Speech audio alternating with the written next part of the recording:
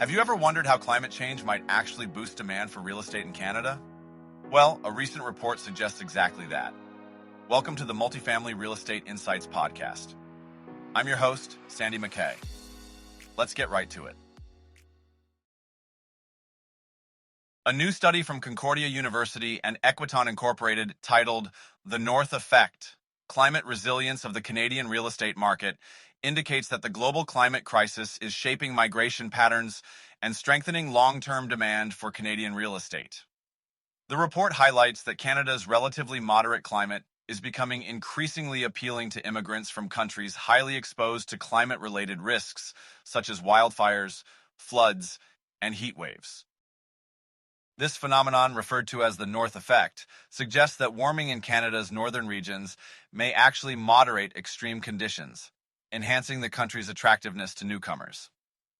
Christopher Wine, Chief Executive Officer of Equiton Developments, emphasizes that this research validates what housing advocates have long known, that minimizing policy barriers and lowering construction costs are crucial to addressing the housing crisis. Building on previous work by Dr. Erkan Yunder's team at Concordia's John Molson School of Business, which used artificial intelligence to project rent trends in cities like Toronto, Vancouver, and Montreal. This new analysis incorporates decades of climate, economic, and demographic data. It underscores the geographic nature of climate risk and its implications for institutional real estate investment. According to the findings, increased climate exposure reduces migration to affected regions. For instance, a 1 degree Celsius rise in average temperature decreases a location's immigrant share by 0.1% relative to 2011. However, these trends do not hold for Canada. The report finds that a 1 degree Celsius increase in average temperature actually raises immigration to Canadian census divisions, suggesting that more temperate conditions may be making historically cold areas more attractive to newcomers. The study also examined how conditions in immigrants' countries of origin affect migration, using the Notre Dame Global Adaptation Initiative's Climate Exposure Index. It found that a 10-unit increase in a country's climate exposure score corresponds to a 0.5% increase in that country's share of immigrants to Canada. Economic factors also play a role. A decrease in the log of a home country's GDP per capita is linked to an increase in its immigrant share to Canada. Moreover, climate-related damages are rising across Canada, with the Insurance Bureau of Canada reporting a 379% increase in annual insurable losses over the past decade.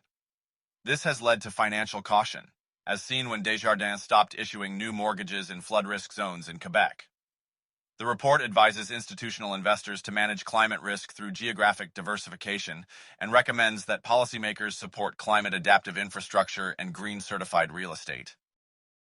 GWL Realty Advisors has unveiled an ambitious redevelopment and restoration plan for the iconic 95-year-old College Park building located at Yonge and College Streets in downtown Toronto.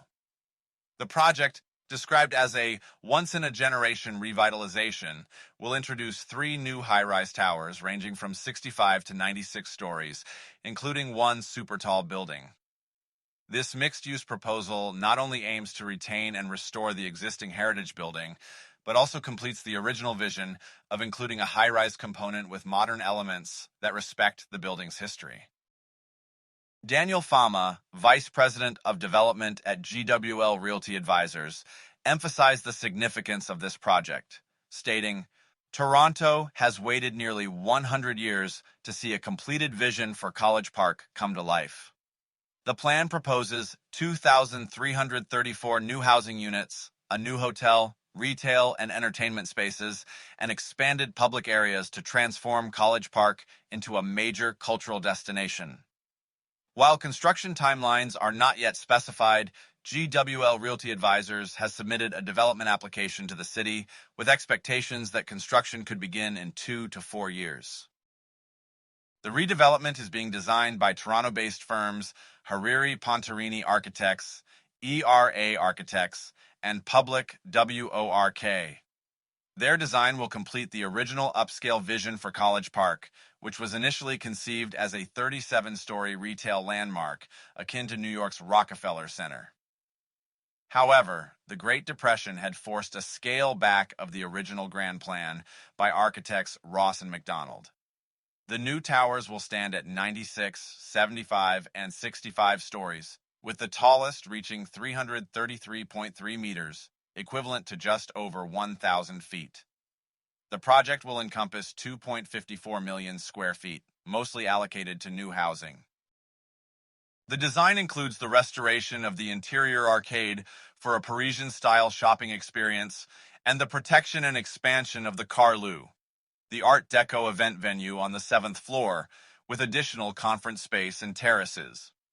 ERA Architects Principal Scott Weir remarked, "For its whole existence, College Park has never reached its full potential. This project is our chance to get it right for the beginning of its second century." The development will feature 3 new mixed-use residential towers inspired by the Art Deco architecture of the original building. A ribbon-like raised pathway will connect College and Yonge streets to a glass-encased atrium and outdoor public space. The design also includes a new tree canopy and native plantings in the outdoor plaza, with rooftop gardens accessible from the sky lobby, embodying the 1920s urban mountain concept.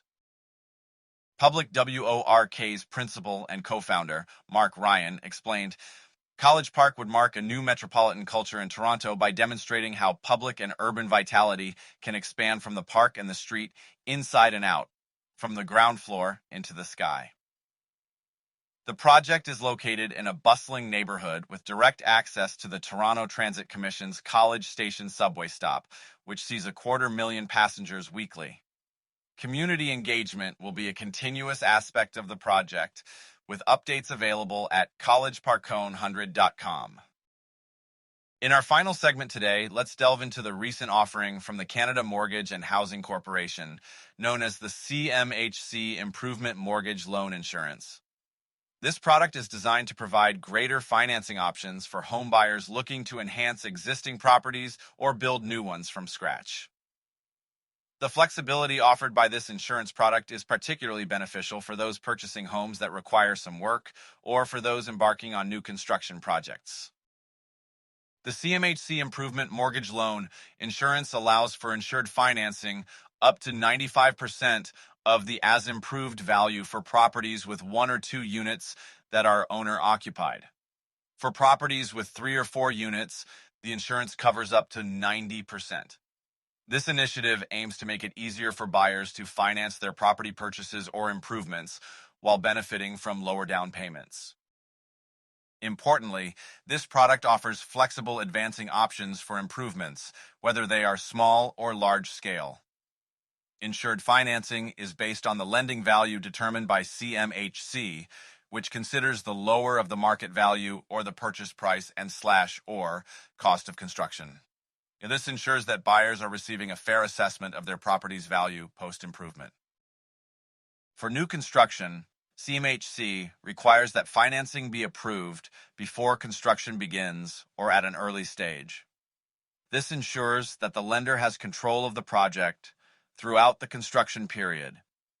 Notably, the product does not support condominium construction financing or loan advances on vacant land, emphasizing the focus on owner-occupied homes.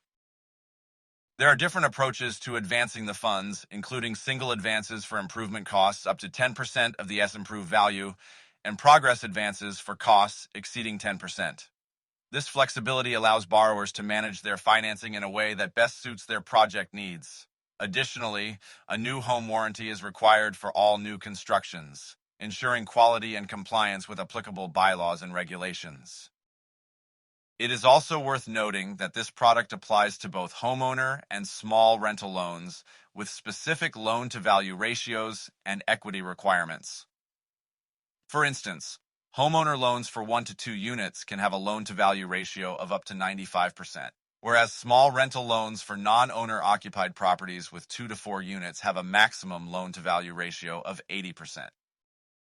CMHC Improvement Mortgage loan insurance also provides options for non-traditional down payments, such as unsecured personal loans or lines of credit for 1 or 2 unit properties with strong credit history. This opens up opportunities for more Canadians to access the financing they need to improve or construct their homes. In essence, CMHC's Improvement Mortgage Loan Insurance is a robust tool for enhancing the residential real estate market in Canada. It provides the necessary support for homebuyers and investors to undertake meaningful improvements or new construction projects, ultimately contributing to the growth and sustainability of the housing market. Thank you for listening to the Multifamily Real Estate Insights podcast. I'm your host, Sandy MacKay. See you on the next one.